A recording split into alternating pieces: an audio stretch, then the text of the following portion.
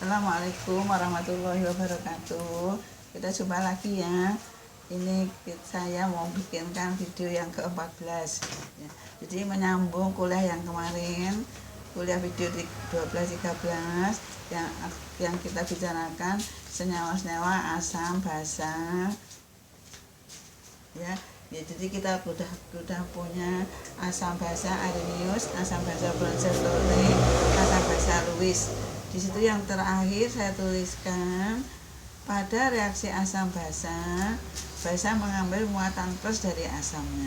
Jadi ini kunci ya Mbak. Besok kapan-kapan saudara mau mereaksikan asam, sesuatu yang bersifat asam dan sesuatu yang bersifat basa, tinggal diambil aja. Oh ini asam, ini basa. Kalau ini saya reaksikan berarti muatan plus dari asam ini akan pindah ke basa gitu ya.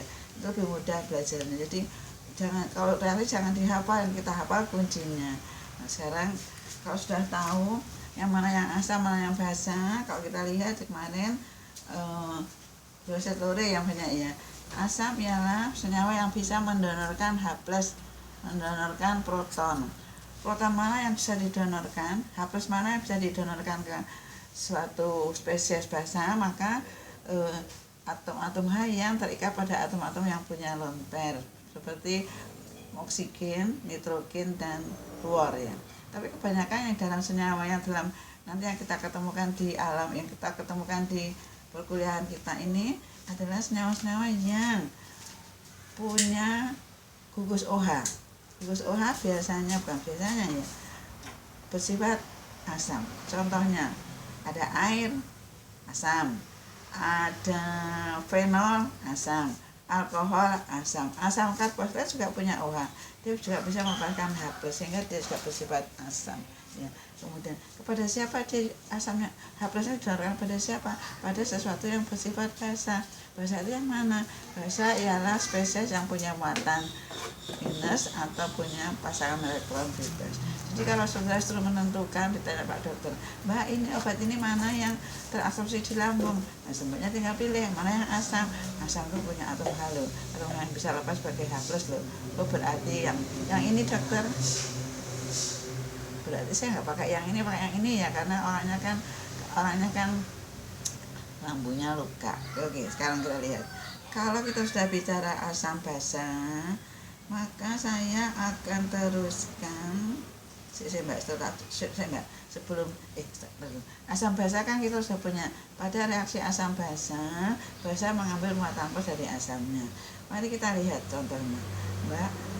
Kita sudah kenal amfoter ya, air amfoter. Amfoter itu senyawa yang bisa bersikap sebagai senyawa yang bisa bersikap sebagai basa atau sebagai asam. Kita lihat ya, air adalah amfoter.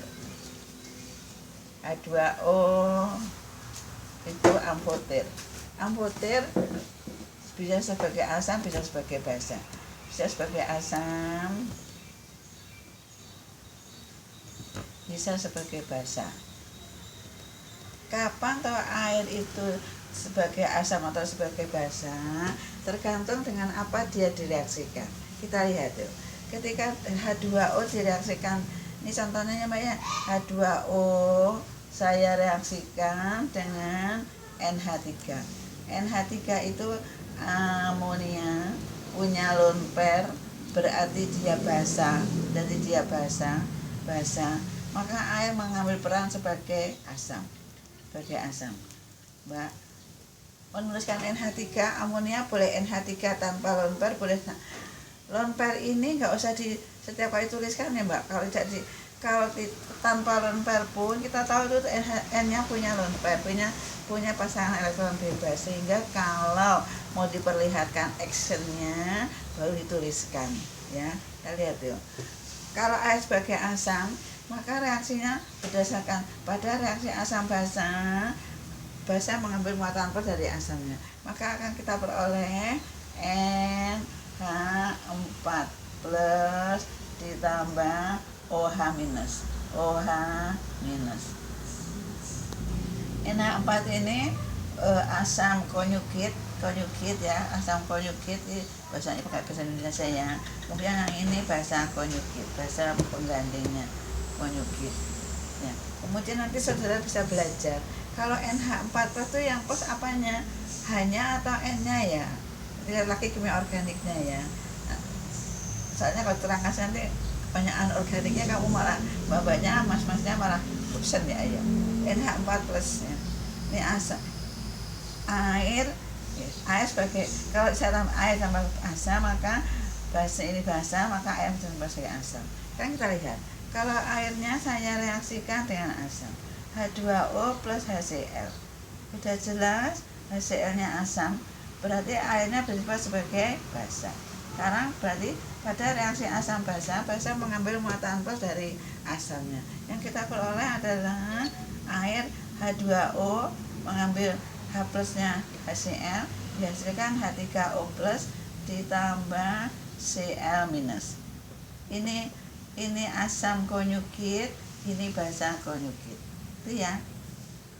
Nah, itu. Jadi gampang banget ya. Jadi kalau kita belajar jangan diterima aja, tapi cari mana yang bisa aku pakai sebagai patokan ya.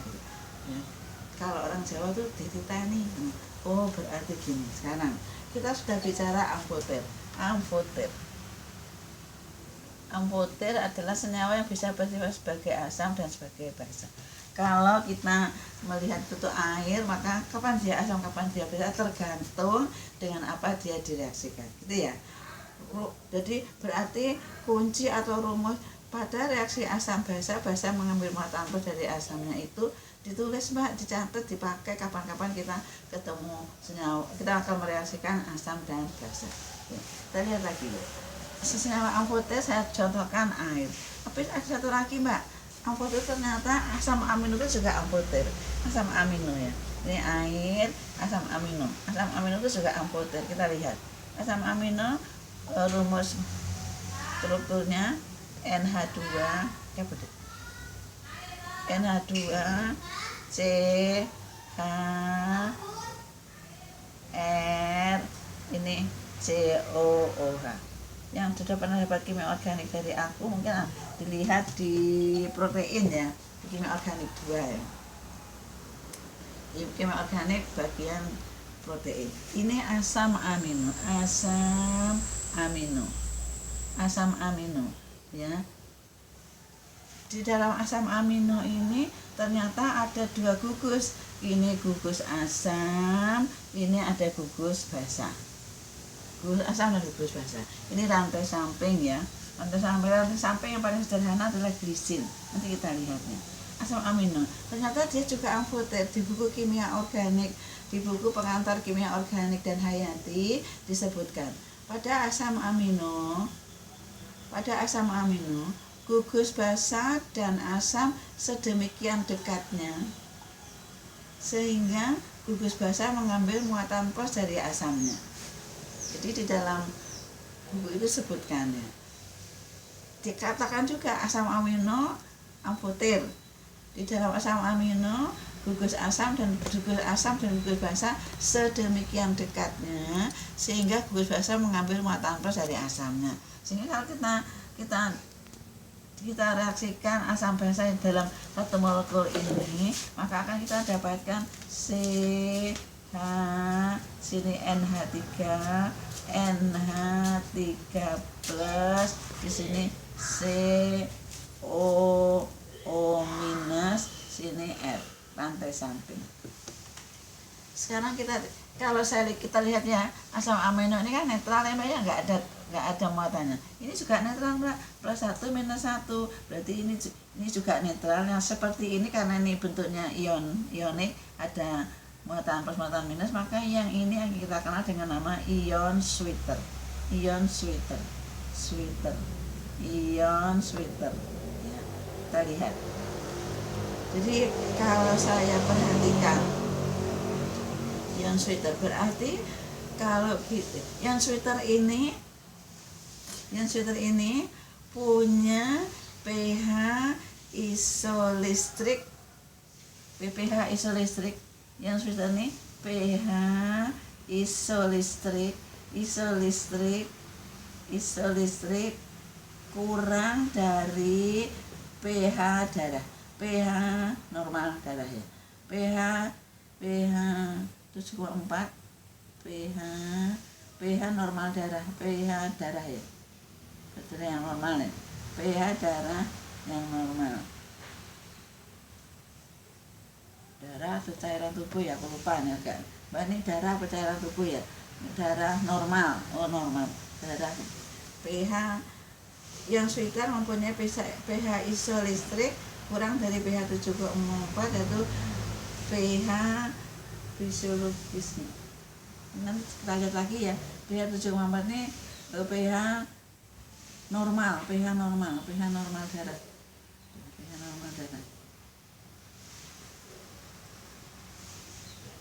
Gini, Mbak, katanya bukunya itu yang pengantar kimia organik begini. Dicontohkan alanin apa ya?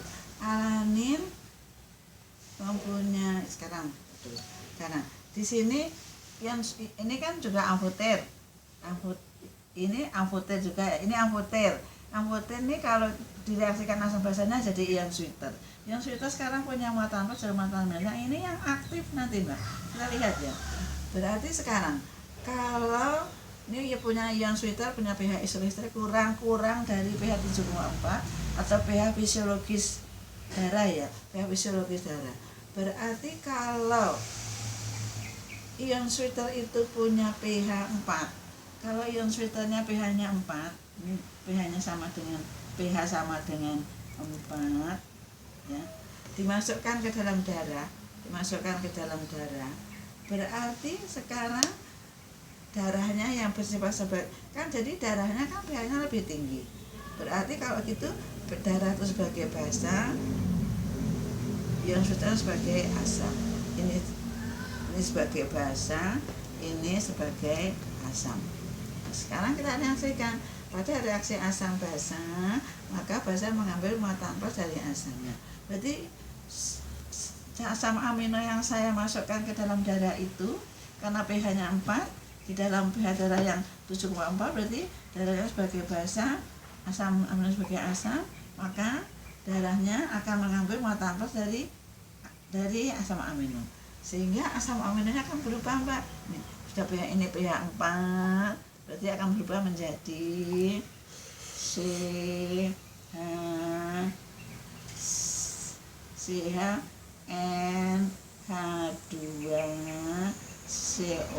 COO minus sini atom F. Ini asam amino. Mbak, kita lihat ya. Berarti sekarang gini, Mbak. Berarti kalau gitu asam amino itu amfoter, punya pH isolistrik di bawah pH normal darah. pH fisiologis darah kan 7,4. Berarti kalau suatu senyawa asam amino dimasukkan ke dalam darah, sedangkan dia pH-nya kurang dari 7,4, maka asam aminonya bertindak sebagai asam, darahnya sebagai basa. Dan lagi tinggal kita reaksikan, kita tinggal memakai rumus tadi. Pada reaksi asam basa mengambil muatan plus dari asamnya. Kalau rumus itu kalau kunci itu kita pakai, kita peroleh asam amino jadi kayak gini, Mbak. Yang sweeternya berubah jadi ini, NH2 basa COO minus. Kalau di buku kimia organik dikatakan, maka alanin yang dimasukkan dalam darah itu akan bermuatan negatif.